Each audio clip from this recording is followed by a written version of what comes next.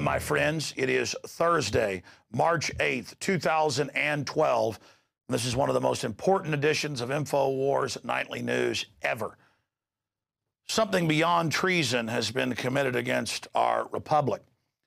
The Pentagon, the President, the Joint Chiefs of Staff, the Secretary of Defense have all told Congress they have no authority over war. And not only is the President a dictator,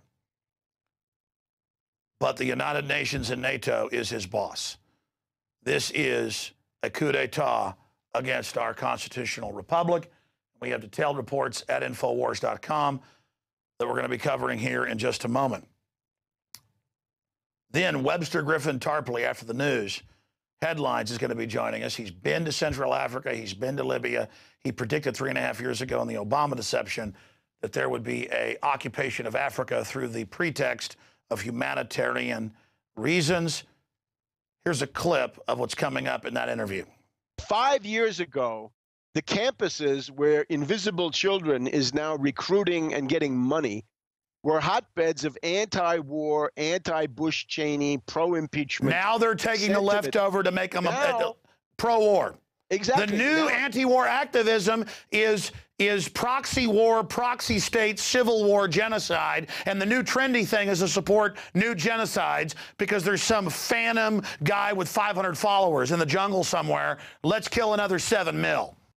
What a genius psyop to go into the foundation-controlled university left that has been sitting on their hands when it comes to anti-war and actually get them clamoring for war using different forms of propaganda and using a new boogeyman when the globalist stated agenda under State Department Memorandum 200 is genocide in Africa. That is coming up, and I'm going to give you a breakdown of the players there in those areas of Uganda and other areas coming up here in just a few minutes. And then Jon Corbett, the engineer who has had over 1 million views in the last day of his video proving that the body scanners are a total fraud. He's now had media attempting to talk to him, being threatened by the TSA. And, of course, they've banned and restricted his video on YouTube. Incredible information documenting the abuses and federal power grab of the Total Sexual Assault Bureau, known as the TSA. That is all coming up today. But first, let's get into high treason and beyond. I got up this morning. I hadn't seen yesterday's congressional testimony. I went to the Drudge Report. I went to Infowars.com, and I saw the Breitbart headline, Panetta, international permission trumps congressional permission for military actions. Then I watched, we have a clip of that coming up here in a moment, a 7.5-minute compilation and couldn't believe it. Then I went to C-SPAN and watched over an hour of the raw footage. It's worse than the Breitbart headline. They actually say in there and are belligerent to the Senate over and over again. He says, well, you know, the Congress declares war. The Congress funds war. The Congress controls and commissions officers. And they just say, no, the UN and NATO gives us our authority. So it's worse than just the president saying, I'm a dictator like Julius Caesar in 49 BC and invading Rome with the military. At least he was Roman. They're saying, we take our orders from the UN and NATO, and there's Congress under law. And by the way, Walter Jones of Carolina and others have introduced legislation in the Senate to begin impeachment proceedings against Obama. So this is a big deal, but it's getting almost no mainstream media coverage. There it is. Resolution calls for impeachment of Obama if Obama does not seek war authorization from Congress. And you can go to Representative Walter Jones' site right there, top link. And he explains that it is a high crime and misdemeanor, is treason. And then he sources the Constitution. And that's LaRouche's site actually copied over what he had said. But you can actually go to Walter Jones' own site and read that right there. Scroll down and I'll read you what he said. Expressing the sense of Congress that the use of offensive military force by a president without prior and clear authorization of an act of Congress constitutes an impeachable high crime misdemeanor under Article 2, Section 4 of the Constitution. Go look it up. Whereas the cornerstone of the Republic is honoring Congress's exclusive power to declare war under Article 1, Section 8, Clause 11 of the Constitution, now, therefore, be it resolved by the House of Representatives that the Senate concurring, that is the sense of Congress, expect in response to an actual or imminent attack against the territory of the United States, like ICBMs coming in. The use of offensive military force by the president without prior and clear authorization of an act of Congress violates Congress's exclusive power to declare under Article 1, Section 8 of the Constitution and constitutes an impeachable high crime and misdemeanor under Article 2, Section 4 of the Constitution. We actually have a copy of that bill that I covered on the radio today. It is there. The Senate's now signed on. We're going to play you a clip of that. Then we'll get into some of the other news on that front. But here are some of the amazing exchanges that took place yesterday that are unprecedented. Even when Lincoln basically set himself up as a dictator and arrested members of Congress, he wasn't doing it under the pay of foreign powers. This has never happened in 235 years of this country. This is espionage by foreign agents. We worried about international legal basis, but nobody worried about the fundamental constitutional legal basis that this Congress has over war. We were not asked, stunningly, in direct violation of the War Powers Act, whether or not you believe it's constitution. It certainly didn't comply with it. We spent our time worrying about the UN, the Arab League, NATO, and too little time, in my opinion, worried about the elected representatives of the United States. Do you think that you can act without Congress and initiate a no-fly zone in Syria without congressional approval?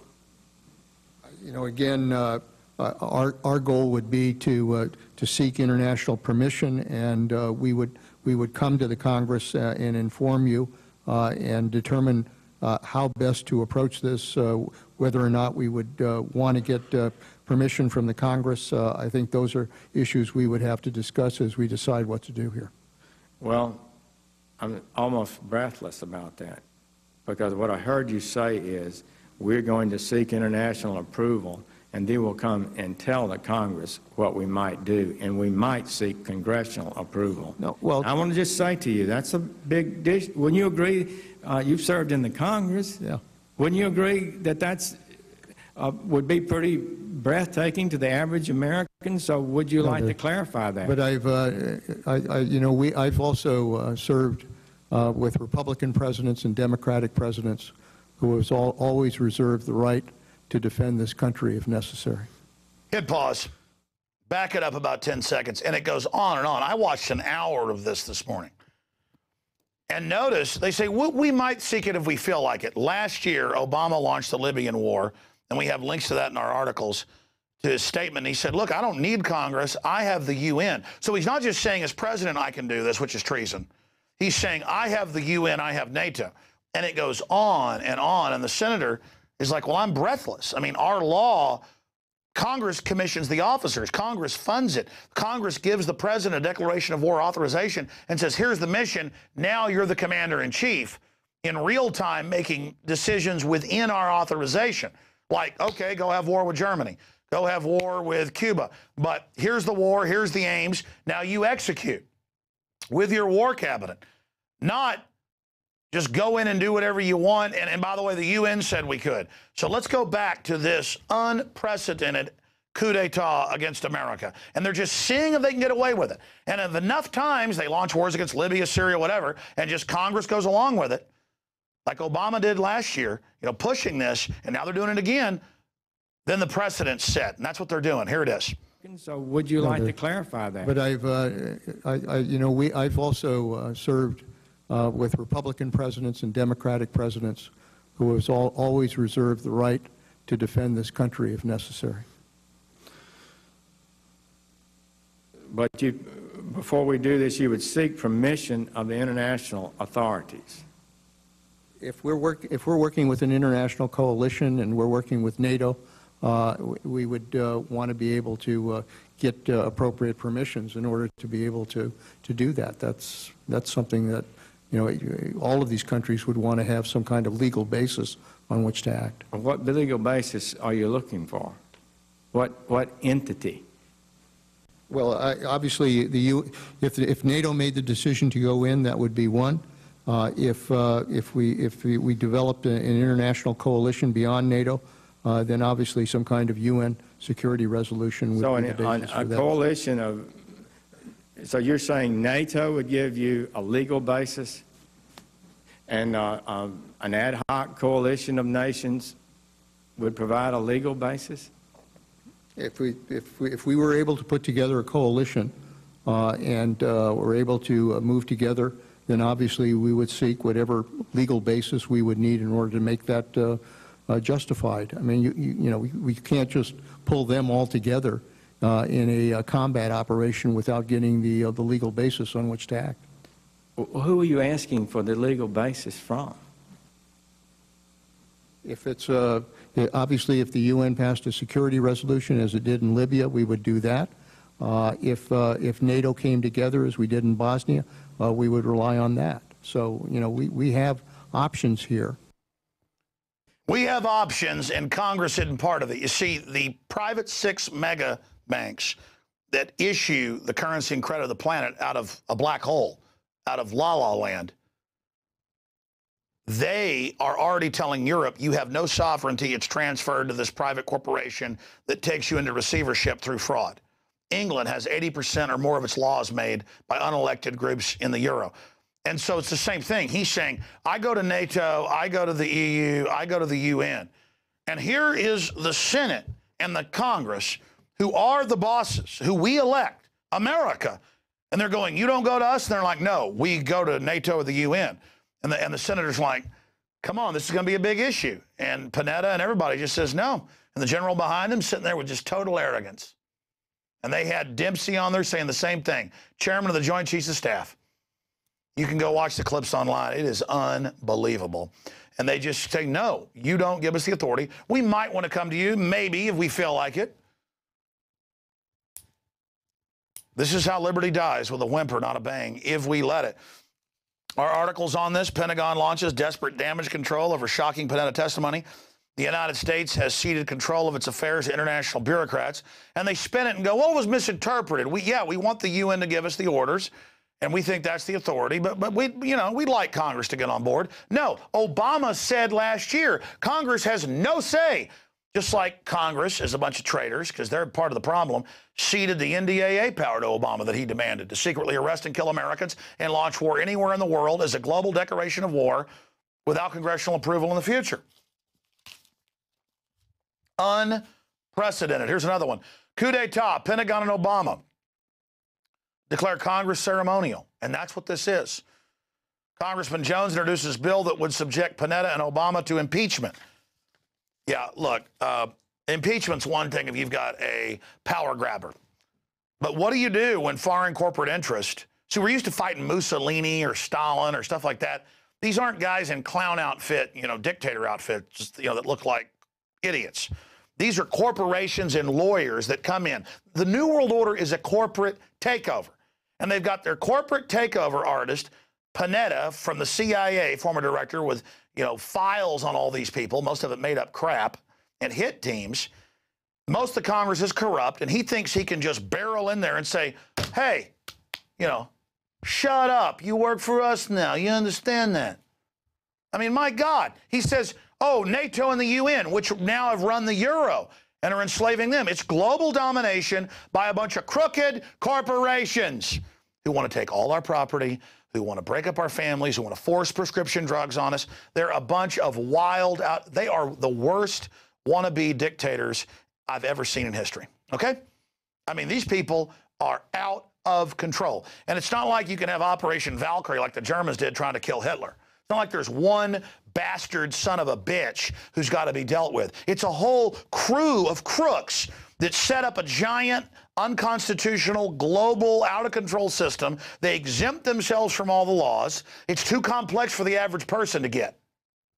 And so they just get away with murder, but they may have gone too far, waddling in to those corrupt senators who at least want their power. And that's where the founders were geniuses, separation of powers. They knew that the Congress would be jealous of its power with the president. That's why there's checks and balances on the judiciary, the legislative, and the executive. And the biggest check is us. But let me tell you, I've never seen anything like this. They usually build world government, unconstitutional military operations quietly. But I hate to use this on a family show, but it's all it is. It's like when a dog goes and pees on a smaller dog. I mean, basically, Panetta just stood up and urinated all over the Congress and said, you don't count. I go to the UN. I go to the World Trade Organization. I go to the IMF. I go to the World Bank. I go to NATO, which is a totally private corporate consortium run by central banks. So you got a central bank operative, just like Romney and Obama, all of them paid for, in there with a straight face going, no, I don't come to you, because the bankers want our 50,000 nukes. They want our weapons. They want everything. They want to occupy our country. They got the TSA out there training us that they can grab our genitals. I mean, it's an outrageous tyranny.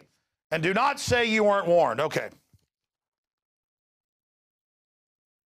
Let me give you a little bit of background on this. Obama to Boner, Speaker of the House, Boner, on Libya. The UN gave us the okay. Remember, this is how the Washington Times. Again, we've got copies of the letter where Obama said it's his right to do all of this. But I want to shift gears. You remember last year when they launched the peace bombing of Libya, which was admitted now to be a plan to destabilize all of Africa. You remember Obama? He said on record, I don't need Congress or anybody else. I've got the UN. I can attack whoever I want because it's peace bombs. Here's a clip. Today, in his press conference, the president made clear that he believes the law does allow him to make this commitment on his own. Listen to this for a moment, if you would. I'm not a Supreme Court justice, so I'm not going to put my constitutional law professor hat on here. Do I think that our actions in any way violate the War Powers Resolution? The answer is no. So I don't even have to get to the constitutional question. Simply, sir, what's your reaction? That's a horrible statement. Well, not if you're a tyrant. And now you got the Secretary of Defense telling Congress, you don't run jack squat. We don't ask for nothing. We got the UN, buddy. Incredible. There's a new boogeyman, Joseph Kony, worse than Iraqi WMDs. Give up all your rights. Launch big wars. It's peace. Whether or not we would want to get permission from the Congress, I think those are issues we would have to discuss as we decide what to do here. Well, I'm almost breathless about that, because what I heard you say is we're going to seek international approval, and they will come and tell the Congress what we might do, and we might seek congressional approval. Oh, Special Forces attacks. Put my constitutional law professor hat on here. Do I think that our actions in any way violate the War Powers Resolution? The answer is no. So I don't even have to get to the constitutional question. Simply, sir, what's your reaction? That's a horrible statement. And he's got a Odinga Islamic alliance to crush the Christians in Kenya, but this also reaches into Ethiopia, it reaches into Uganda, Congo, Tanzania, and a whole bunch of other countries in that region. So all of Africa is a battlefield in flames between the U.S. and the Chinese, with Obama leading the charge to kick the Chinese out.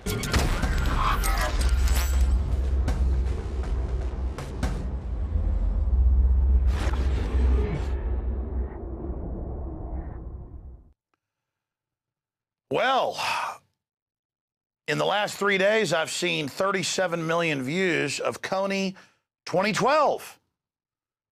And everybody's saying, man, Alex, you got to get behind a war, an invasion in the middle of Africa. I mean, after all, the children are being enslaved. And there's a group called Invisible Children that wants to have a military invasion against Joseph Kony, who I've researched for years. There in Uganda. Well, there's a problem here. I've looked into Joseph Kony years ago. He's obviously another warmonger, bad guy. But the actual president of Uganda has been involved in genocides of over 7 million people. And best I can tell, Joseph Kony might have a couple thousand followers, 200 to 400, max 500 soldiers. Maybe 100,000 they've killed in a couple decades. I mean, the point is, he's like Saddam beat the brains out of babies in incubators in Kuwait. They admit that's PR, wasn't true. Or they've got this Syrian guy who they're saying there's all these massacres. That's now admitted to be fake. Or you've got the claim that Gaddafi's people were racing around, raping women fueled by Viagra. Wasn't true. And they admit that 40,000 plus people are dead, including most of them black Africans in Libya, and that they're using al-Qaeda there. And in Syria, the West doesn't want to bring liberty to Syria. They want to destabilize that country and use al-Qaeda to do it. This is all on record. And I know about Rwanda. I know about the Hutus and the Tutsis. I know about what's happening in Uganda. I've researched this. And I predicted with my guests and researchers in the Obama deception 3.5 years ago that they would invade Libya, that they would invade Uganda, that they would go after all of these different organizations. And that has now happened. That has now happened with the Lord's Resistance Army, all of it. They sent in special forces last year trying to kill them.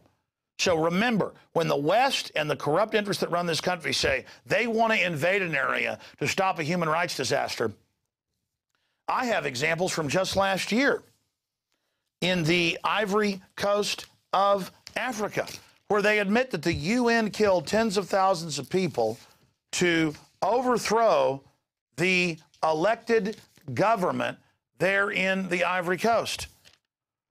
So we've seen this over and over again. Just last April, close to a year ago, the UN on record was backing rebels attacking the government and killing tens of thousands, mainly Christians. But don't worry, the BBC said the UN would investigate that.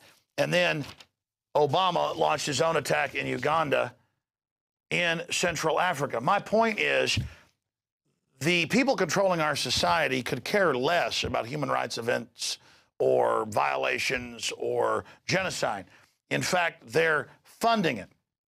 And when I saw the group Invisible Children with all these movie stars and all these groups come out with basically a pro-war, pro-invasion call, and their film got 37 million views in just 3 or 4 days, and I saw the State Department behind it and all this propaganda and members of Congress pushing it, I knew that something was going on. Just like the babies in the incubators, all of it. This has nothing to do with actually trying to help people there. Am I saying that the group they want to fight is good? No. But what I'm saying is we hear about this 2012 movement against Coney, and it's nothing but using him as a convenient boogeyman when he's a minor player in the overall larger system as a pretext to invade these countries. And I've had young people, a lot of my young listeners, who are waking up but are still somewhat naive. They're being shown this in public school. They're calling me. They're saying, they're hurting children. They're enslaving children. We've got to get behind war. And the biggest issue here is the system is using the foundation-controlled left and the normal avenues that are promoting anti-war now as a pro-war activism and a pro-war hysteria, and that's what this is, and it's being promoted by the system to invade and take over Central Africa and also invade out of Libya and North Africa. African. All of this was predicted in my film released 3.5 years ago, The Obama Deception. Let's go ahead and go to a clip of that before we go to Webster Tarpley. Obama basically does a couple of things. One is, again, this idea, kick the Chinese out of Africa, kick them out of Sudan where they get oil, kick them out of Zimbabwe where they get raw materials, start a civil war in Congo, another big source of raw materials. Al-Qaeda, an arm of the U.S. intelligence community, is now active in Algeria, Tunisia, Morocco. You've got a destabilization going on in Kenya around Odinga. That's Obama's cousin. This is a guy who has 2 children. They're Obama's niece and, well, nephew in a broad sense. And one of them is named Raul, and the other one is named Winnie, after Winnie Mandela, who did the necklacing and political assassinations in South Africa. So this Odinga is essentially a CIA destabilizing operation in Kenya, and he's got a Odinga Islamic Alliance to crush the Christians in Kenya, but this also reaches into Ethiopia, it reaches into Uganda, Congo, Tanzania, and a whole bunch of other countries in that region. So all of Africa is a battlefield in flames between the U.S. and the Chinese, with Obama leading the charge to kick the Chinese out for geopolitical reasons. Now, again, the establishment has the controlled neocon right calling for war, the controlled left, George Clooney, all of them. We've got to invade Sudan. They're attacking the Christians while the UN's actually slaughtering them. We've got to invade Uganda so they can have the Muslim groups kill the Christian groups that are rebels. There's all sorts of barbarism going on here. But I had a caller when Obama was just president-elect, before he was even in office in January of '09, who called in and broke it all down, that Obama is just the African face on this neo-colonial imperialism.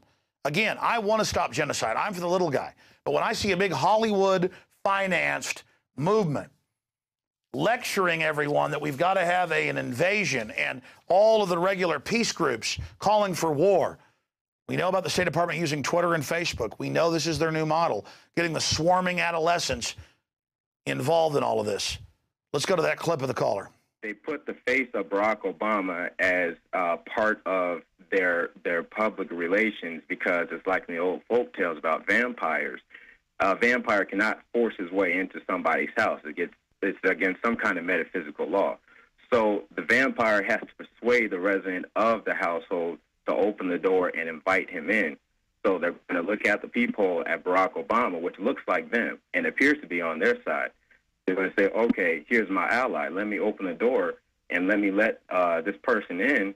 And then Barack Obama is just, of course, a front man for the American empire, where he's going to have the entire U.S. Navy, the entire U.S. Army, and the entire U.S. Marines under AFRICOM command.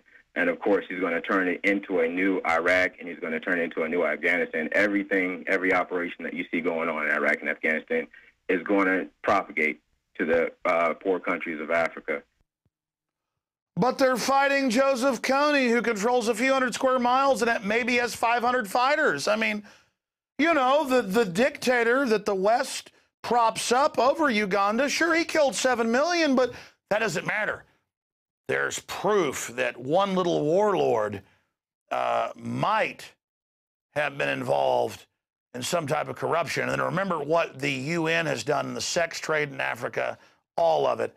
This whole invisible children thing is just a way to get all the anti-war trendies to get into, hey, let's have a war. And mark my words, all you trendies that support this and support this film, and they may be useful idiots, they may be operatives, I don't know.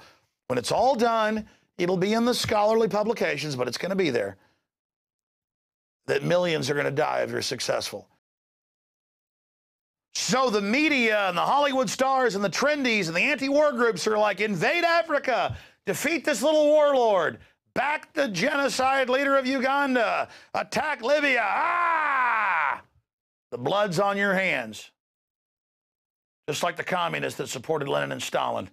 Now I want to go ahead and point out to you that Obama is launching all of these wars in Libya, Syria, Central Africa, everywhere, without congressional approval. And our system of checks and balances is in the crapper. This is incredible. With more on that, we go to Webster Griffin Tarpley, who predicted all of this in the Obama deception. Well, you've just seen the tape. 3.5 years ago, Dr. Webster Griffin Tarpley, doctor of history, he's also an economist, predicted this invasion of the continent of Africa via the pretext of humanitarian intervention. And we have seen Libya shattered. He traveled there and was there under the bombardment. First reported, months before it came out, the massacre of black Libyans by the Arab al-Qaeda forces brought in. He predicted the attack on Syria using al-Qaeda. That's now happening. And that McCain and others would call for bombardments that are just days or weeks away. Now, I've done a lot of research to be able to cover this subject, but nothing compared to Webster. But what the establishment's planning on doing is more divide and conquer in Africa. And something bigger than the Congo wars that conservatively killed 8 million people or so. You know, you always hear about the Rwandan massacres. That was just one part of a larger constellation of mass murder that went on, all under the UN's auspices. And, of course, you know, earlier I went over a few articles from just last year. We'll talk more about these with Webster in a moment. where they send the UN into Ivory Coast, you name it, slaughtering tens of thousands and admitting they are. And it's almost always Christians. So it's all part of igniting Christian-Muslim infighting. As Tarpley said 3.5 years ago, kicking the Chinese out of the area. They're trying to use development, not military invasion, as a way to get the natural resources. And we see this new Kony 2012. And again, I'm not saying that Joseph Kony is some wonderful angel. The point is that the larger military that controls the country that he's in, that is fighting against the Lord's Resistance Army in Uganda, is one of the main command bases for AFRICOM to expand the overall destabilization and genocide program that is the official U.S. government policy of State Department Memorandum 200 by Henry Kissinger, saying use war, use famine, use balkanization, use other things to reduce population and industrialization in Africa from 1973. So this is part of a larger strategy or stratagem. And again, I'm not making moral judgments here on the face of it. I'm not saying the Serbs were wonderful angels, but that whole NATO attack and invasion was about balkanizing, bombing infrastructure, controlling drug routes, giving the Muslim extremists control of Albania. Same thing there. But here, they're getting ready for major genocide, and you heard it here first. It's going to be huge. It was earlier today, of course, I got a call from one of the people that works here, young daughters, a teenager, saying, oh my gosh, you know, there's this Kony 2012. It's had 37 million views in just 3 days. And then sure enough, I went and researched it. It's this giant call for war. In fact, they have graphics in here on the site saying something that Republicans and Democrats can both agree on. Let's aid the children, because Kony is grabbing them and using them as soldiers. Well, all of Africa does that. The UN does that. The UN's been caught raping them everywhere. The point is, this is part of a larger program and has nothing to do with the children. Remember, there were the people with Viagra raping the children in Libya? All lies. Saddam throwing babies out of incubators? All lies, admitted. Assad massacres, almost completely exaggerated, with al-Qaeda forces attacking and now caught staging shootings on CNN. This is all blowing up. So it's a pretext, just like I read the quote earlier with William Randolph Hearst, the owner of the Hearst Empire, saying, look, Remington Painter, you supply the paintings, the pictures, I'll supply the war. Okay, so that's what's happening here. And you better believe when they're done getting all the trendies clamoring and the children, you know, the young people, save the children over there, we're children. Of course, they're, again, the propaganda of the Pentagon and the globalists is now targeting American and Western children. They know the adult world's woken up, so now through social networks and all the things they control, Twitter, Facebook, YouTube, the places where we're censored, they are just going in and saying, get behind war, and all these bizarre posters about demand war, demand invasion. And we saw Obama in an exploratory operation, London Telegraph reported on, Obama deploys U.S. Special Forces to Central Africa. They tried that and they failed. And other investigative reporters that have gone over there to cover this, they die. But these other folks putting out this Kony 2012, they were able to be there for years and get all this useful material. They may be useful idiots, but bottom line, I know packaged propaganda when I see it. And I know the West policy to genocide Africans and to give them those special vaccines where half of them get HIV. So I know the score. When the West wants to help Africa, like Bill Gates and his GMO, look out. Dr. Tarpley, again, I've tried to go over some of this here, but it is mind-blowing to see how they use Twitter, Facebook to overthrow their old dictator in Egypt, and then now things are 10 times worse. To overthrow a guy who'd made deals with him, Gaddafi. Now things are 20 times worse. No one debates that. With Assad, I mean, this is order out of chaos. You have studied Africa like no one else I know. You've been there many times. You predicted it in the Obama deception. Everything is happening as you said it would. What's really going on here? Well, I think there are really two sides to this. One is the strategic reality of what the U.S. and the British are doing in Africa. And then there's this viral video, right, from the Invisible Children organization with movie stars and political influentials, and how they're trying to create an actual war hysteria in the American people, which I think can be applied to Africa and also some other places. Let's just take a look at Uganda, which is where this is focused. For the past 25 years or so, since Yoweri Museveni became the dictator of Uganda, and he's a dictator. He's been there for 26 years, right? He's up there with Mubarak and some other people. You never hear that as a complaint, though. He's a great guy. We don't even hear a word about him. Museveni has been the dictator of Uganda since about 1986. And as a result of his rule, which is already with many atrocities and human rights abuses, there's a resistance movement in the northern provinces, which are inhabited by the Acholi people. And that takes this monstrous form of the Lord's Resistance Army under Joseph Kony. And Kony is the figure that is demonized in this film. Now, Kony, one may well say, deserves all the demonization he gets. I think in this case that may well be true. But Kony is not the main story in Uganda, right? Kony has been out of it for several years. As far as I can see, for the last 4 or 5 years, Kony has been nowhere. Exactly. So to be clear, it's a larger region. We've already had massacres, in one case 7 million, 1 million in another area, with all these different groups. He's a very minor player. He's just the war hysteria person to be demonized as the pretext for Afrikaan to really pour in and prop up the dictator. Right. It's a very incongruous choice, because he's out there in the bush with a couple of hundred followers. Now, he's undoubtedly got child soldiers. It's undoubtedly hell on earth for the people that are there. But you look at this film and you see, what are their demands? What do they think should happen? These invisible children and the TRI group and their backers, right? Who are their backers? Ocampo, the imperialist stooge who runs the International Criminal Court. He'll indict anybody you want, right? Milosevic, General Bashir of Sudan. How about Bush and Cheney? Ever indict them? Oh, no, not Ocampo. And then we've got a reactionary Republican like Senator Inhofe. Looks like we've got Senator Kerry interested in it. We've got some of these other warmonger hack politicians that we know so well. So the idea, though, is the Ugandan army has to be strengthened. Strengthen the Ugandan army. Are we nuts? The Ugandan army is a party to the biggest genocide in the world since the Second World War, which is the Congo War.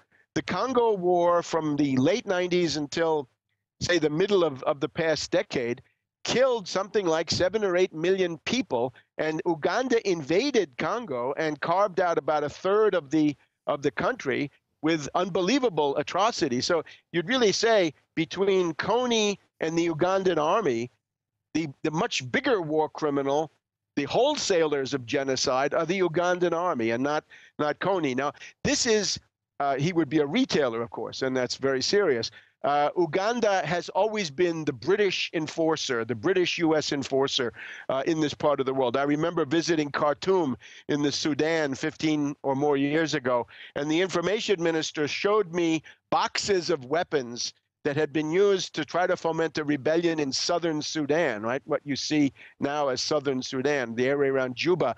And these boxes said, Defense Ministry of Uganda, Kampala, Uganda. So they'd been supporting this, and this entire story of the massacre of the Tutsis in the mid 1990s, Museveni and his group also very much implicated in that story. So if you look at this entire area, it is a horrendous human rights hell on earth, really.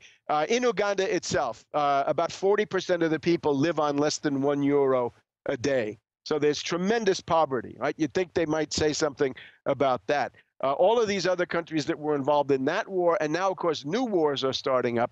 The common denominator of all these wars, really, is that the U.S. and the British want to drive the Chinese out of Africa, and in particular, this strategically important area, right? This is one of the main concentrations in the world of strategic minerals and strategic raw materials. Well, mainly rare earth minerals, key things that are needed in electronics. But Yes. but let's expand on that. People will say, well, good, America's defending its interest. These are globalists that actually shut down our industry and pay to move it offshore. So they're just using America's muscle. But that's exactly my point. obviously, this group, this Lord's Resistance Army, from my research, is involved in some criminal activities and some massacres. But it's a tiny, as you said, maximum a few thousand followers, a few hundred soldiers. It's literally a red herring pretext to go in. Same story we've seen: babies, incubators, raping the women and children, fueled by Viagra. Totally fake. Assad massacres. Don't forget, gay girl in Damascus. Gay girl in Damascus. By the way, Bouazizi, when I was just in Iran, I talked to a Tunisian filmmaker. He explained that the whole Bouazizi story, right, the Tunisian fruit vendor, that's a fraud too. So they're all frauds. But it's copper, cobalt, uranium, gold, magnesium, tin, plus these other ones, that molybdenum and these really exotic rare earth elements. So then you go a little bit further south. But again, let me stop you, Webster, because we need to look at the larger image here. You predicted all of this. They've gone into Libya, wrecked everything, exactly as you said they would. Racial massacres, everything. Where's the Hollywood people on this? Where's the film? Where's the 37 million views in 4 days? You can see the system behind this, who we know wants to genocide in Africa. So again, the filmmakers may be useful idiots. I just see establishment fingerprints all over this. What's the larger AFRICOM plan? What do they want to do to Africa? It is to lay waste to the continent, to destroy every independent state, sort of on the Libyan model, right? Libya, the eastern part of Libya has just declared its sort of semi-independence, and that could be a civil war right there. Al-Qaeda, Al-Qaeda, Cyrenaica, Benghazi, these places, right? So a terrorist state, the new Barbary pirates, if you want, on the southern coast of the Mediterranean. Very bad for Europe. Very bad for shipping in the Mediterranean.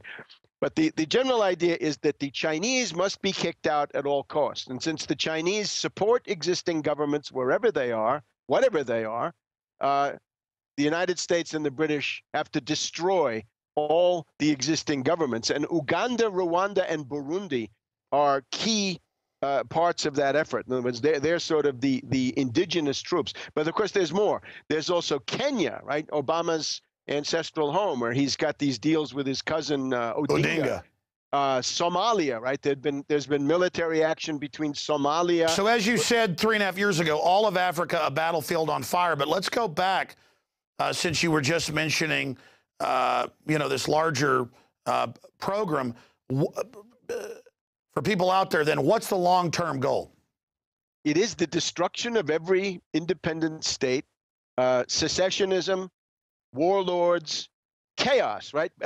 If you go to the Arab world, as I've found, you hear words from the Bush years that maybe we didn't pay enough attention to.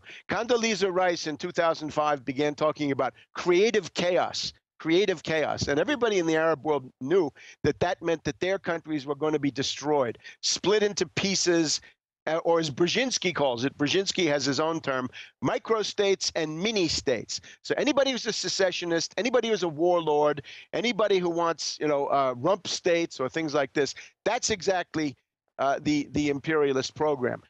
Now, maybe we go back to the question of the support, though, because you have this group, the Invisible Children, and their TRI fundraising arm.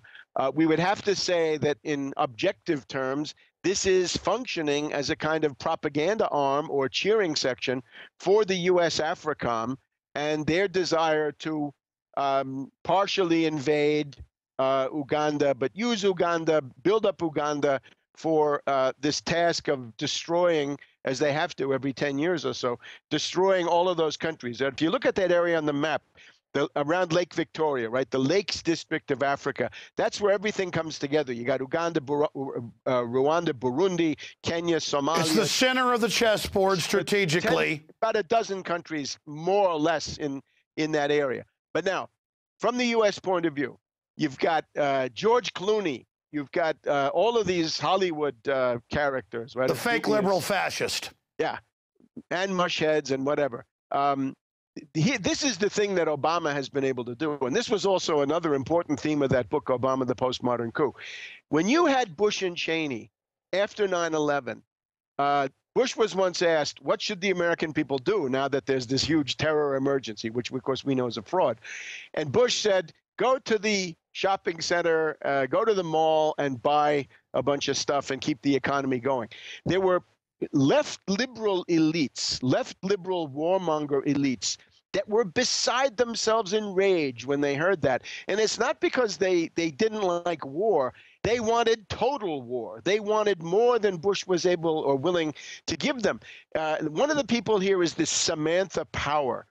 She's now sitting in the White House, right? She's one of the people running the color revolutions across the world. Samantha Power was on the phone with Tantawi and Inan, right, the generals in Egypt, telling them, get Mubarak out, follow orders, you bums, or, you know, you'll be next, and all this stuff. Samantha Power wanted Bush to say total war, total sacrifice, total mobilization, not go and buy yourself something nice at the mall. And now you see, under Bush and Cheney, it was enough if you were sort of passively supporting imperialism, right? All you had to do was to vote, you know, for Bush, Cheney, neocon candidates. No, now Obama is arresting hundreds of reporters, Espionage Act, arresting whistleblowers, NDAA, secret arrest of citizens. We're going to censor the web.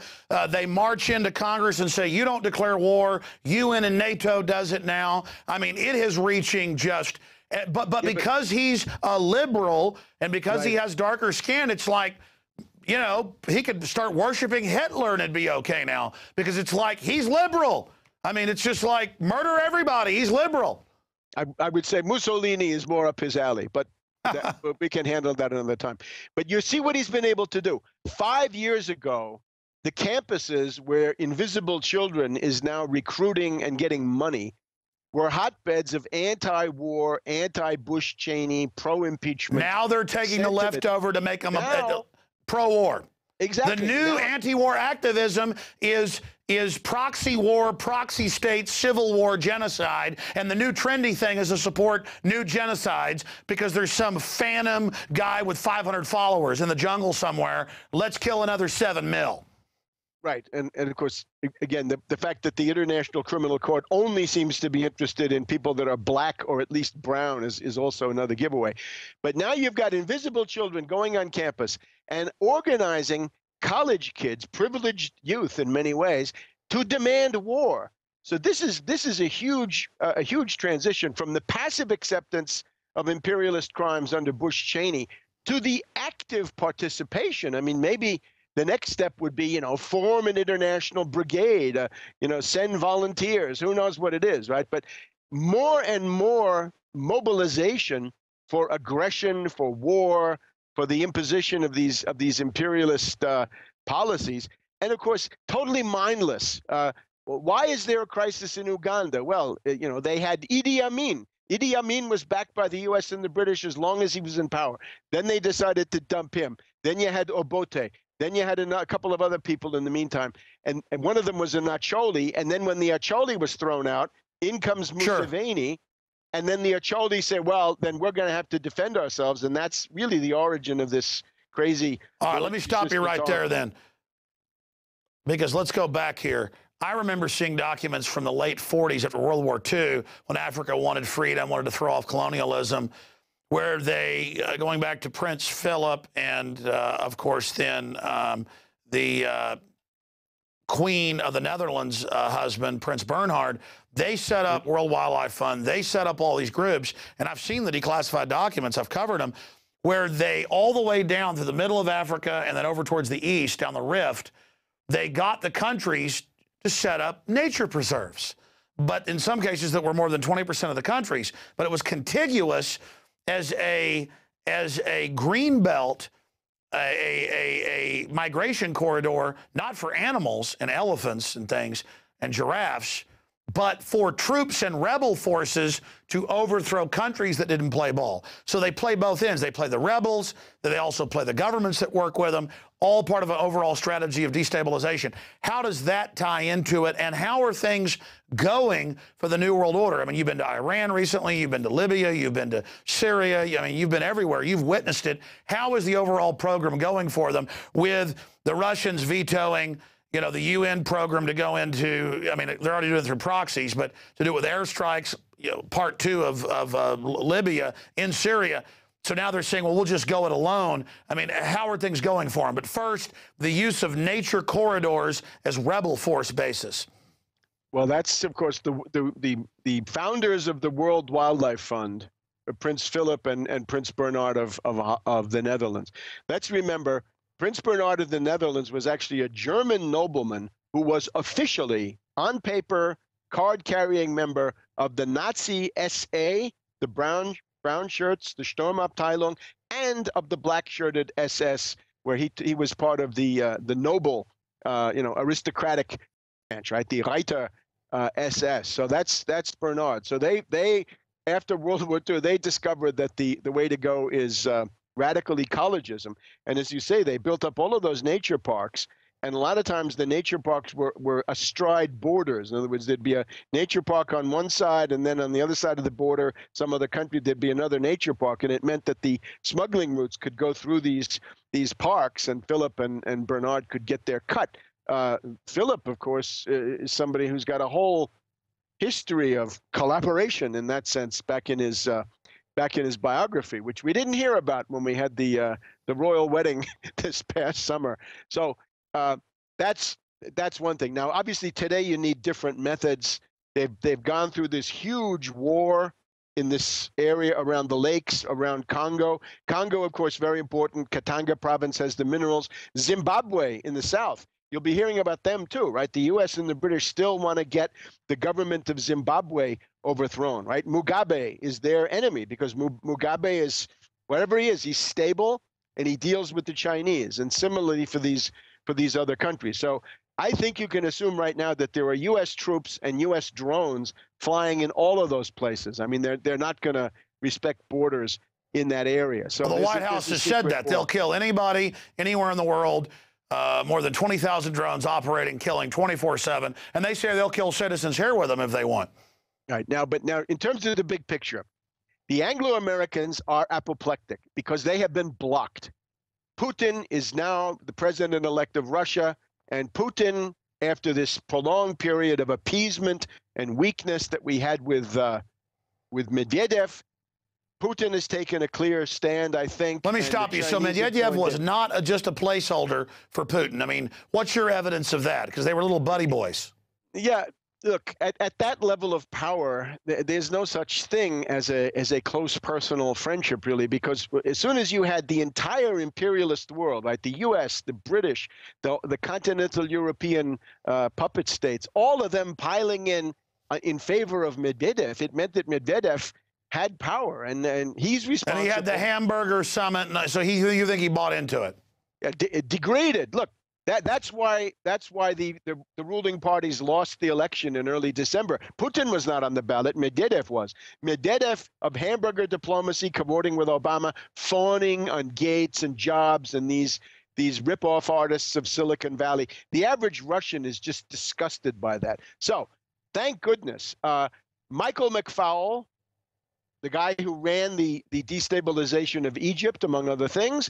Michael McFaul was sent as the U.S. ambassador to Moscow in January. His task was throw together, improvise a color revolution. They called it the White Revolution. Inside the country, it was called the Orange Revolution. I had a chance to talk to a very interesting Russian by the name of Maxim Shevchenko. It's very interesting. On one day in the first week of February, there was an anti-Putin demonstration of about 50,000 people in Moscow, and that there was a demonstration of 150,000 people at Victory Park, Poklonaya Hill, outside Moscow, that was addressed by this guy Shevchenko and some others. It was 3 times bigger. The U.S. media didn't report that, and this was pro-Putin, but critically pro-Putin. It was not, blank check for Putin. But let me stop you for a minute. I had Colonel Anthony Schaefer, who's, high-level intelligence connections, and he said, A, these wars are illegal, are treason, and went over the evidence, but he also said yes. And he said a lot of folks in the Pentagon say, leave Russia alone. They're not trying to be expansionist. Why mess with them? Why poke them? And then a lot of Pentagon folks think messing with Russia will make them actually get behind hardliners. So again, when the Pentagon's speaking out, or sources are, what's the stratagem then to mess and poke with Russia? Because history shows Russia only unifies when it's under attack. and that this isn't going to work. And then the West admitted they're trying to do a color revolution and disrupt their elections over there. I mean, and it obviously didn't work. Yeah, the word orange, right? Orange means the Kiev color revolution of 2004. Orange in Russian is bad. It's like, yellow, right? It's a bad color to be. So there was an anti-orange movement. The thing with Russia now is Russia has drawn a red line around Syria, as far as I can see. Medvedev refused to draw a red line around Libya, although he could have. And the ambassador Chamov said to him, "You're a traitor." And this guy Shevchenko that I'm telling you about went on Russian state television and said, Medvedev has committed a crime. And Shevchenko was fired. Well, now Shevchenko is back, so he's on Moscow television most nights. So the idea is the only thing, and it's the only thing, stopping the U.S., the British, NATO, and the Israelis from launching an attack on Syria and Iran is the fact that Putin is back. The Russians have sent their fleet to Tartus, right? The port. I've seen the port. And the Russian stock market's up. Well, the Russians have also delivered, we believe, these S-300 surface-to-air missiles, probably the most capable system in the world. The Russians are providing intelligence, right? They help along with the electronic monitoring and the radar stations and so forth. So if you attack Syria, this is not the cakewalk that the Anglo-Americans like to have, and I believe this is what's stopping them. So the fact that Putin has been reelected, I must say, is the best thing that's happened in the world in quite a while. I also, but I think he needs to do more. I'm not here just to say, go Putin, but he needs to take some important steps. We're on the verge of a war in the Middle East. We've got to have an initiative for a Middle East peace conference or something of that type. Putin right now is the most prestigious leader in the world, bar none, in the broad world, right? Not in the world of CBS News maybe, but out there in the real world, yes. What he needs to do is to take that political capital and use it. Let's have a general peace conference, right? The Israelis say they feel threatened. I'm sure they do. How about the Iranians? They feel threatened too. Go to the table. Lebanon needs to be well, rebuilt. I know you like Pooty Poo, but I watched him go along with all these other wars. Very corrupt system over there as well. I'm asking you, how are things? That's not even the question. How are things going in the? But let's expand. Euro is in the middle of this, collapsing, but into this global banker receivership of fraud. They're openly butchering the Bill of Rights publicly in the United States. What's the larger global order? I mean, you're saying that the Anglo-American banker establishment is freaking out. Why are they freaking out? Where do you see things going? Well, the derivative castle, right? The house of cards of $1.5 to $2 quadrillion of bankrupt, kited, insolvent derivatives. This is permanently on the brink, right? And their demand is always increase the looting rate, increase the rate of exploitation in the third world. And if governments get in the way, as they necessarily do, smash the governments. So right now, though, I think we can look at it internationally. If you look at the UN General Assembly, in that vote on the anti-Syria resolution of about 2.5, 3 weeks ago now, there were 12 no votes. Well, that was Russia, China, Iran, Syria, Venezuela, and their group, the ALBA group. But those didn't count. I mean, only the Security Council votes counted of Russia and China. But wait. I'm trying to show you the way the world is going. 12 no votes. There were 17 abstentions. Some important countries there, and then there were 30 countries that just didn't show up. Right, the Philippines. They just didn't show up. The heat was too great. They wanted to vote no or yes, but they couldn't take the heat. So there are about 60 countries, 1/3 of the world, that despite the most intense arm twisting, blackmail, bribery, and whatever else, were not supporting the imperialist resolution against Syria. Now, that's a sign of the times. Once you've said Russia, China, that's half the world, right? The biggest country geographically, biggest country demographically, Iran, leading Muslim state, Venezuela, leading South American state. Go through the list, right? All kinds of countries that could not see their way to support this monstrosity. So I think that's a real change. 1/3 of the world is not playing ball with the Anglo-Americans in some way. Well, I want to be clear. The Anglo-Americans are not pro-America. They're not pro-Europe. They're not pro-liberty. In closing, right. Euro, open world government run by private banks, all being announced. everything else that's happening over there, admissions that we're going into a deeper depression, long-term view, where's all this going? Well, again, you always say take the subjective factor out, and I can't because, you know, some of us are here and you're here and we're all here. I think what you need is a movement to break the power of finance capital, and that's to break the power of Wall Street finance capital, and I think that could emerge at any point. There's certainly plenty of masses in motion in Europe. Here in the United States, we've got all kinds of struggles going on against the fascist governors of the Midwestern states. Let's take Michigan, right? If you don't like dictatorship, you're not going to like Governor Snyder of Michigan because he's got a law where he says he can become the dictator of Detroit and Flint and Grand Rapids and Traverse City and all those places in Michigan. He can be the dictator as soon as he says you're bankrupt, I'm taking you over, I'm sending in a commissar who's going to rule you by decree. So you're talking about wiping out democracy. Yeah, let me add a caveat to that. It's not just Michigan. Rhode Island's doing it all over. This is the third world model where they induce you into fraud. The state signs you onto the derivatives, and then they're coming in and taking control and saying no more city council, or the city council can be administrative.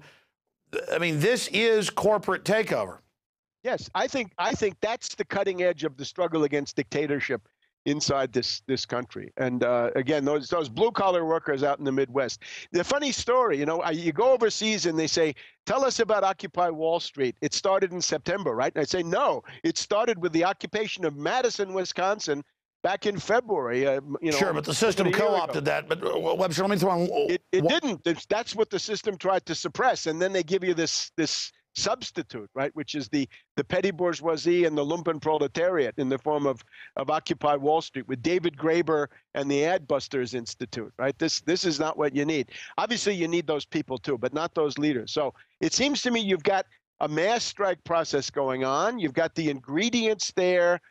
You need what you always needed: program, leadership, some kind of organization, and some kind of strategy. And at that point, you could make rapid progress. All right, so I understand. I don't know if I subscribe to all those government solutions because it always gets taken over by a bunch of criminals. I'm talking about mass struggle. I'm talking about the only possible way to go. I'm afraid we look at the presidential campaign. I don't see how this could how anybody could go into it. I mean, it seems. Well, listen, that's a pretty much decided thing more and more between Obama and Mitt Romney. We're going to have to discuss that at a future date, but we're out of time here. I want to ask you about the fact of Congress, who's been pro-war, pro-tyranny, pro-torture, pro-every form of corruption you can imagine, is now getting mad that Obama and SecDef, Panetta, and the rest of them are telling them, hey, we're going to launch wars without you now. You don't even matter. And Congress is finally freaking out. And they're saying our authority is these international bodies themselves that are controlled by the central banks, the UN, NATO, groups like this. Why do you think the system's racing to put in a classical tyranny here in the United States?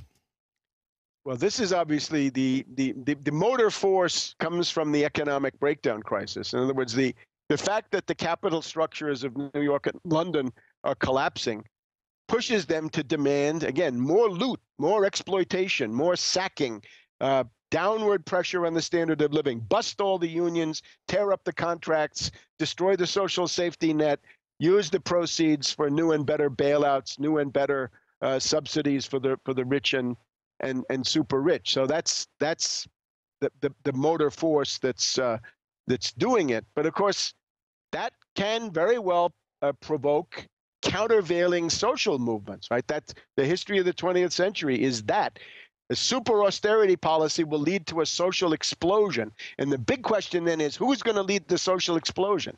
Will somebody be there with leadership, or are you going to get adbusters, David Graeber, Michael Moore, Noam Chomsky, and others that guarantee absolute defeat? Controlled opposition. Right, sure. Controlled left, controlled right. Controlled means it's going to be destroyed. I have to say, with Occupy Wall Street, when you look at this now from retrospectively, the anarchists who took over Occupy Wall Street had really one program. They wanted to have a hippie commune in the park with no demands, no nothing political. They said, we're going to start living the new utopia, right? We're going to live the new world that we want in the park. And no demands, right? They're not going to do anything for working people. Not sure, for but blacks. that's not even as bad as the new liberal calls for wars because there's some boogeyman off in the bushes there in Central Africa. Webster, Tarpley.net, author. Look forward to having you on the radio soon. Thank you. Thank you for spending time with us. Good luck, Alex. See you soon. We're going to go to break. Let me say bye to you during the break. Wow. I mean, love him or hate him, his overall analysis is spot on, and he's been all over the world. I got to get him back on about his trip to Iran. He also went to Syria. This guy has a lot of courage, and certainly what he's talking about with Afrikaan and this invasion is so real. We're going to come back and talk about the TSA didn't just block the video of an engineer exposing the fact that their scanners are a fraud and don't stop bombs. They're now telling members of the press, you don't talk to this guy if you know what's good for you. You don't talk to the press in America. This is land of the slave, home of the coward, New World Order Central. Well, we're extremists. We think in America there is a press, there is free speech. I'm sorry, I apologize. I believe there should be due process as well. I believe that you have a right to visit Infowars.com, and if you believe in what we're doing, become a subscriber at prisonplanet.tv. We have 15-day free trials running right now.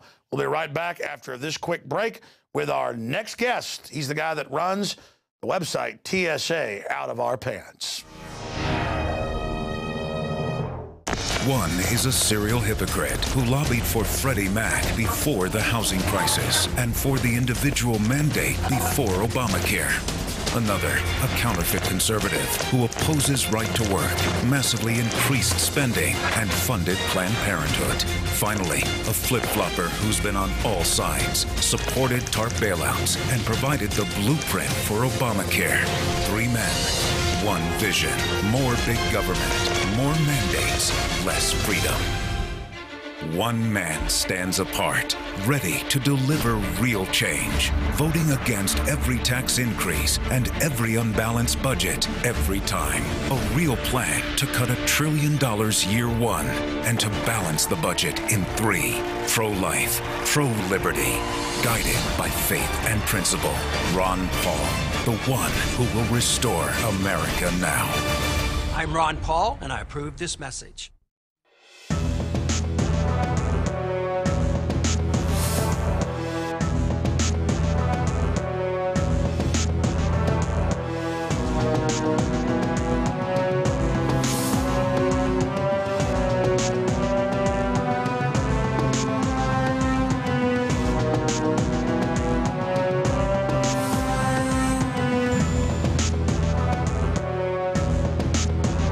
And it's time to get out of the comfort zone because these people aren't playing games. 9/11 was an inside job. 9/11 was an inside job. 9/11 was an inside job. We're going to organize. Humanity's going to come together. We are swinging muskets here, toe-to-toe with the globalists. They're bloodied. We're bloodied. It is absolute, total war.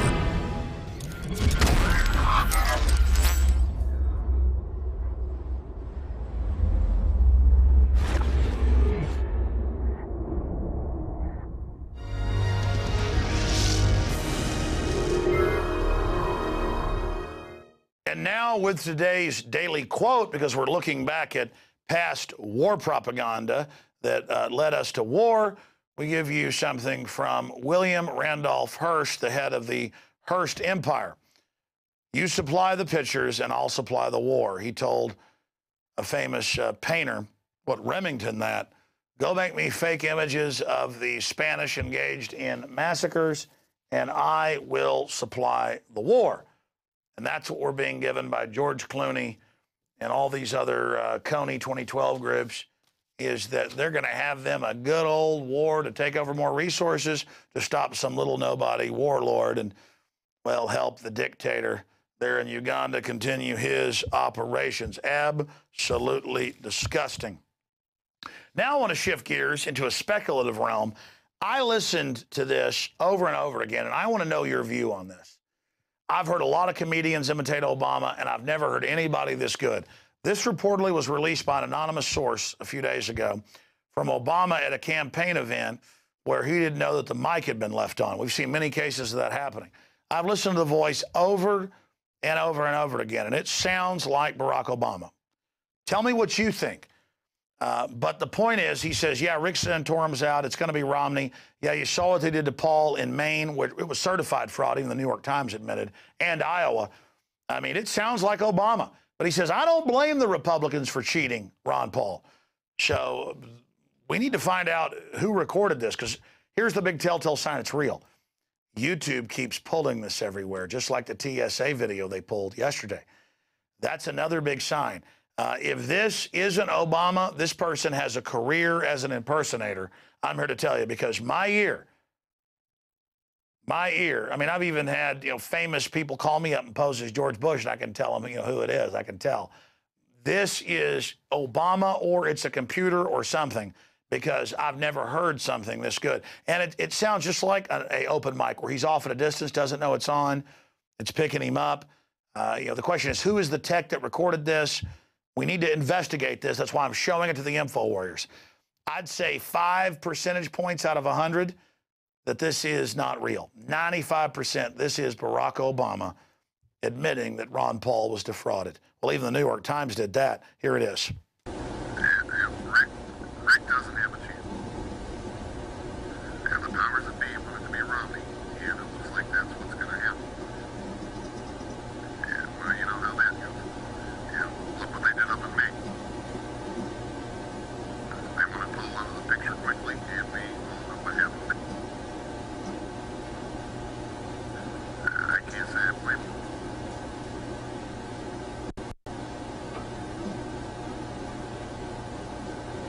Well, it's a moot point now, anyhow. He's done. He's done. Ron Paul's done. Rick Santorum's done. The ringer that ran Bain Capital, that just supplied the head of Obama's economic team to Obama, he's in charge. So there's the ringer. Obama's probably going to be back in running against the Ken doll, Mitt Romney, who I guess is going to get the United States of America if he becomes president, and I guess make this his own planet. But all of this is going on, and it's completely insane. And I hope that the Infowars will look into this, because whether that's a real tape or not, we know Maine and Iowa were a fraud. And I see the Ron Paul campaign people, who were good folks, but, on average are about 25 or so that run things. They're like, we can't believe he's winning in the polls and all this, but he's not winning anywhere, not one state, because it's fraud. You already saw it over and over again. I remember Ron Paul's brother in front of me contacted high-level campaign people when they stole Iowa, and they said, oh, it's preposterous. There's no fraud. It's confirmed. And then Maine, they finally went, oh, there is fraud. Okay? There is fraud. Get that through your head. Ron Paul's not naive. He knows what's going on. But it's not a loss. He ran. He's educating people. But let's not be delusional, okay? We're dealing with a bunch of criminals. Let's get into some other news here. Eugenicists want to sterilize Australian children without ever telling the kids' parents. Well, why not? Already in California, they give you abortions or Gardasil shots without parental consent. And they're already pushing in the U.S. in the big journal of bioethics that children be killed up to age 3. I mean, if you're not for that, you're an extremist. What's wrong with killing a 3-year-old, Even if they're perfectly healthy. It's trendy. But in the twisted minds of those who have seized positions of power all over the world, separating children from their parents and performing medical experiments on them in secret when you send your kids to public school is fully acceptable form of medicine. And this form of child abuse is exactly what the WAMHC has proposed in its new mental health bill. Same stuff going on. I mean, they sterilized Native Americans when they went to public school on the reservation. Why not do it to the Australians? Why not to us? The sky's the limit. People are naive. The president says Congress can go fly a kite. Why not? You're all being trained to have the government put their filthy paws on you with the TSA. And hell, they're announcing internet censorship now. Why not take that child and sterilize them when they're in public school and the parents don't know? Parents don't like it? We'll send a SWAT team by. Got those everywhere. It's global standardization. Global, and if you don't like killing kids up to age 3, you're with Al-Qaeda. Let's continue here, getting into the TSA, who train children to be abused by pedophiles everywhere. That's what they're training them for. as pedophile abuse, and it's all part of pedophile standardization. The New World Order basically is a bunch of pedophiles and warmongers and a collection of other vampiric-type individuals. Breaking, TSA threatens mainstream media not to cover story. We're going to talk to our guest about that. They censored his video, but now it's back up. TSA tacitly admits to $1 billion body scanner system is critically flawed. Well, it's not flawed. It makes Chertoff money. Federal agency savage for a weak response to viral video. Continuing, YouTube restricts video of engineer proving how useless TSA body scanners are. A man walked through radiation-firing machines with metal objects knowing he would not be stopped. And the TSA made a big joke about it on their website. With more on that, we go to the TSA blog saying, hey, we protect you from stuff that goes boom, talking to you like you're a 3-year-old paralyzed by fear. And with more of these incredible developments is the man of the hour himself, Jon Corbett, who is a technology entrepreneur, frequent traveler, and first person to sue the TSA after the nude body scanners and invasive pat-down program began in November of 2010. How dare him not want to put in radiation bathing machines? How dare him not want to actually pay a security fee to be groped? How dare him be involved? It's un-American. And we're joined by the thought criminal now because I see on your blog that you've actually confirmed with the media, and your story is in hundreds of newspapers, thousands of blogs right now, one of the biggest stories out there, that the TSA is contacting reporters and strongly urging them, warning them to stay away from you. So a new form of covert censorship. In fact, the quote there is strongly caution because you have an agenda. How dare you have an agenda to not want people to grab your testicles? Yeah, that's right. I actually had another reporter ask me to differentiate myself from just someone that's angry. And I said, you know what, I am angry. You know, I do have an agenda. I want these body scanners gone. I don't want to have people touching me when I'm going through the security lines. So that is my goal. It's right out there. And yeah, like you said, the TSA is now intimidating reporters. You know, they've already trashed the 4th and 5th Amendment, so I think they're going for the First Amendment now. Tell us the specifics of what you've got up on your blog, TSA Out of Our Pants. And, of course, we've got a link to that underneath you when you're speaking. Give us the details of this new development. Yeah, basically, I was talking to a local mainstream media guy, reporter here in South Florida, and he was interviewing me. And, you know, in the middle of the interview, he starts asking me to respond to what the TSA was saying. And drops the bomb that the TSA told him that he shouldn't publish the story, that they strongly caution him against it, that I have an agenda, and that they shouldn't publish it. Now, he sent you a copy of the email that they sent him.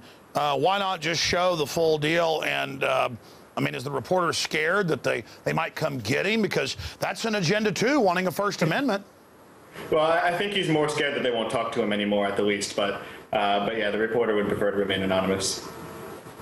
Wow, so now they're not just knocking down YouTube videos or blocking them, they're now trying to restrict the press. What do you think of the fact that after they blocked your video but realized it had already been seen over 800,000 times, that they took the YouTube block off? I was greatly appreciative that at least it finally came around.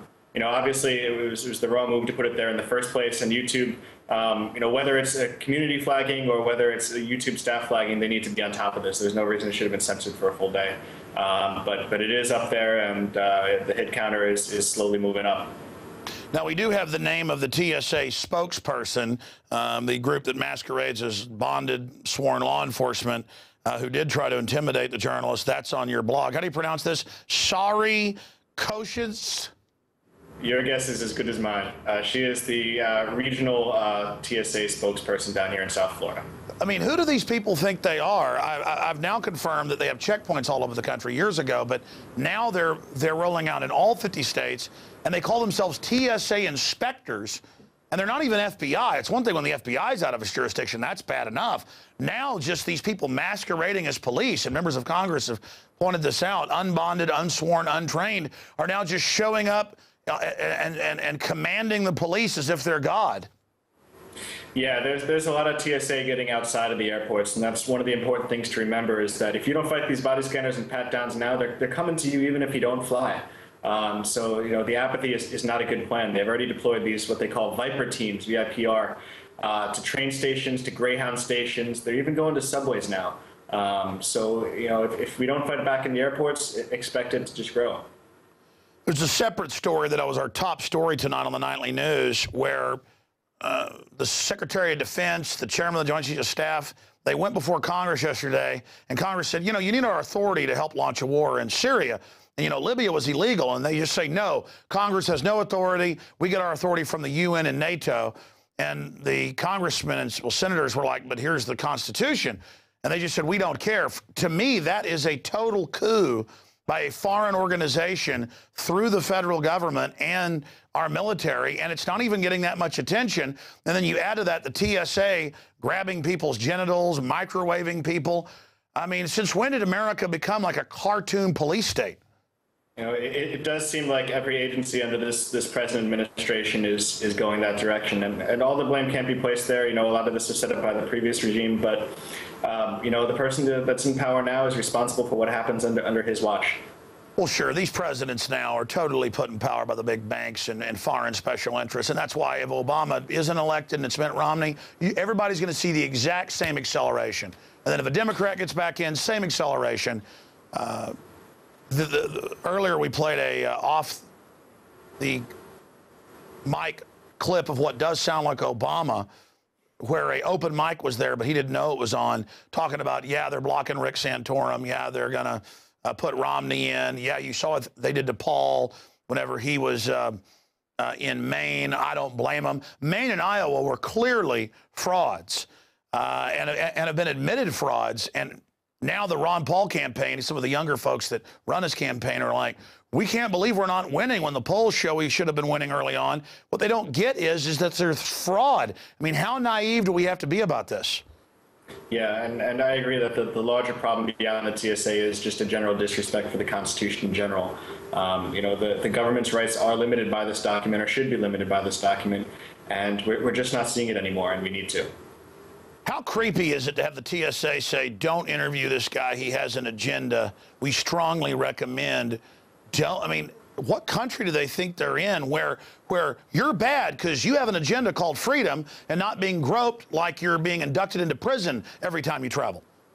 No, I think the TSA might have a monopoly on creepy in the federal government. Ever since I filed that lawsuit, it's just the stuff that comes out of their mouths never ceases to amaze me. When I first filed it, their response was, that's what a terrorist would say. Now, I don't know about you, but I think that an American that comes and asks their government for their rights should not be described as a terrorist or even compared as such. Oh, yeah, I forgot they did that. Oh, yeah, asking for your rights is terrorism. Of course, you should ask them, hey, why'd the feds demand and pressure the State Department to get the underwear bomber on Christmas Day on the plane? I would love to, and if I ever get discovery in court, that will be on my list of things to ask. So your lawsuit's been going on for, what, a year and a half or so? Correct. Well, I tell you, you're doing a great job when it comes to shedding light on these guys, and they're losing the information war. I mean, everyone I know hates the TSA, and last year, all of these state reps I interviewed who watched their wife and children be groped and won't fly now, they unanimously in the House said, we're getting rid of the TSA. Near unanimous in the Senate, and the Feds said, we'll have an armed air blockade of Texas. And I've talked to military officers that said that was actually being prepared. If Texas dare say we're enforcing our laws, don't grab people's genitals. I mean, it is beyond 1984. It is Twilight Zone. What do you think of what happened in Texas, where the Fed said we'll have an armed blockade? Well, Alex, I kind of caved. I mean, that doesn't seem like the Texas spirit to me, but we got to call the government on this nonsense. Are they really going to blockade an entire state? And if they do, even if they do grow the balls to do that, what are the repercussions for that? The rest of the country isn't going to stand for it. Well, the Republic is in deep trouble, but it will rise again thanks to people like yourself. What comes next in your resistance to people that want to turn you into a prisoner in your own country? Well, I mean, right now the ball is in the TSA's court. We had the knee-jerk response that they posted on their blog, which basically just made fun of the video work and failed to actually deny the claims that were made in my video. So it's up to them to see what they're going to do next. Are they going to remove the scanners? Are they going to ignore it? Are they going to say that I was wrong? Are they going to try and prove me wrong? I don't know where they're going to go with it. So that's the next step. Well, they don't follow the law, as you know, that you've got to have a radiation officer there with a badge. You've got to test these machines. Congress for 2 years has wanted those readings. They gave them fake readings, got caught doing that. They lied and said Johns Hopkins said it was safe. The head of their radiology department said, we did a study and it shows it's deadly. So they just lie. They say they're not going to grope people under 12 and then keep doing it. First they said they weren't groping. All they do is lie and rob and steal. I mean, who else would want this type of job? So they're so incredibly lawless. They're not bonded police. I saw a Forbes article last week where even a congresswoman wrote an article and said, TSA coming to a highway near you. And she pointed out, they're not even peace officers. Peace officers can't grope you and do all this without probable cause. How are they doing it? And I think that's why the federal government's so behind the TSA, because if they can get away with this, they can do anything. That's correct. I actually made that point to a police officer who was nice enough to escort me out of RSW Airport in Fort Myers, Florida, after I wouldn't let the TSA grope me. I said to him, you know, if you tried to do anything the TSA just did, you'd be in trouble. You guys would get sued and you'd lose. And, you know, the TSA thinks that they have authority beyond police officers, and that's not what this limited administrative search in the airports is supposed to be or constitutionally can be. It's supposed to be the minimally invasive search required to determine if you have weapons, explosives, incendiaries, and that's it, and no more. It was always meant to be a beachhead for a total federal power grab outside of law. I mean, if you go back, they modeled it off J. Edgar Hoover. Until the 20s, FBI agents couldn't even carry guns, and J. Edgar Hoover explained citizens can carry guns under citizens' arrest power. So we're going to get around the fact that the FBI has no armed jurisdiction outside of the district of, you know, criminals and the coastlines and things. We're going to get around that by citizens' arrest. And that's how they had personal firearms for over a decade when he first set up and ran the Bureau. And this is all history. Reminds me of the TSA and their constant battle in the war on drugs. The TSA all the time is posting on their blogs how they just, you know, had a good catch of, you know, someone with a joint in their pocket. That's not the TSA's mission. You know, these drug fines are obfuscating the point that their mission is safety only. Well, look, they use the rubric of safety to power grab. Truth is, they work for the military-industrial complex that staged 9/11 and all the rest of it. And I don't know your view on that, but certainly no one can deny the war on terror has been used to target the American people and take our liberties. Your take on that? Yeah, absolutely. I mean, even just the response from the TSA on their blog seemed to be another episode of fear-mongering. They actually use the words, we protect you from things that go boom, which seems like a completely immature and irresponsible. Well, they were talking to us like we're three. They do that on purpose to dumb the language down. We protect you, thing go boom. Yeah. We put hand in diaper, ole, keepy safety. Yeah, and you have to wonder whether they actually believe it or not. You know, I just don't understand how they, you know, get up and they raise themselves up to actually post this stuff. Let me ask you this final question. Any other points you want to make here?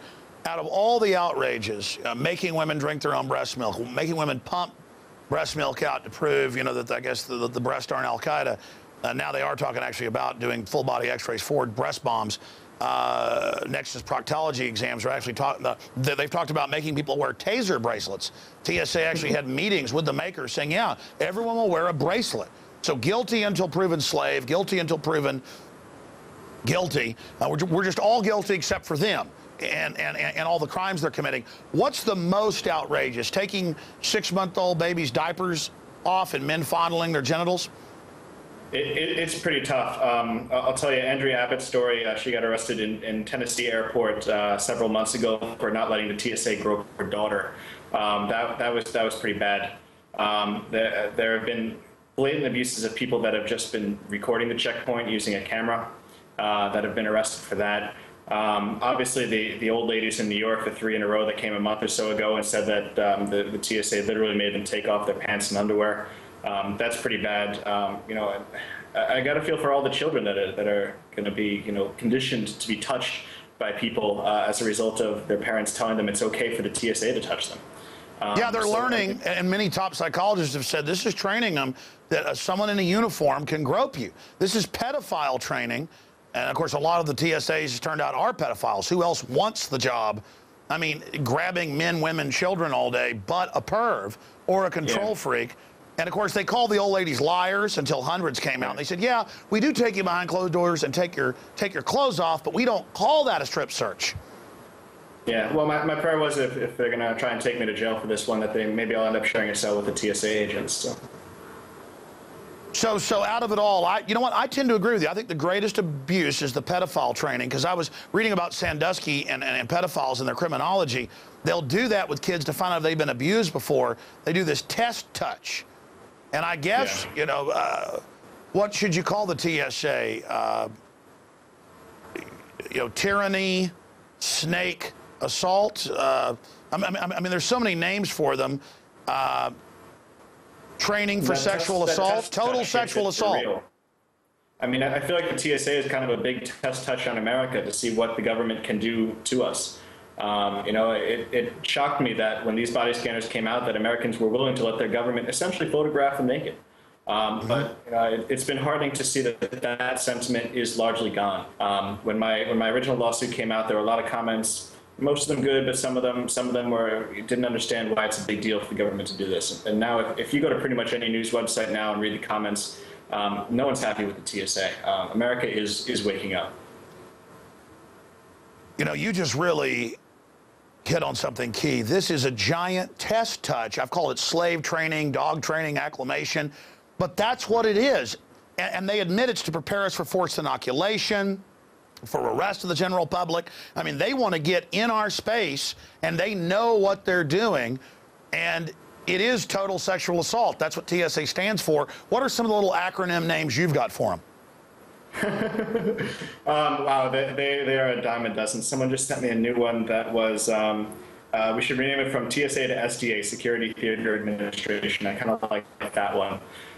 So they're all over the internet if you'd like to go find them. But yeah, you're absolutely right. It is conditioning. And you know, watching those videos you put out last month about the FEMA camps, you know, kind of puts it in perspective that, you know, this, even if it doesn't really bother you to have the government look at you naked, it is the next step.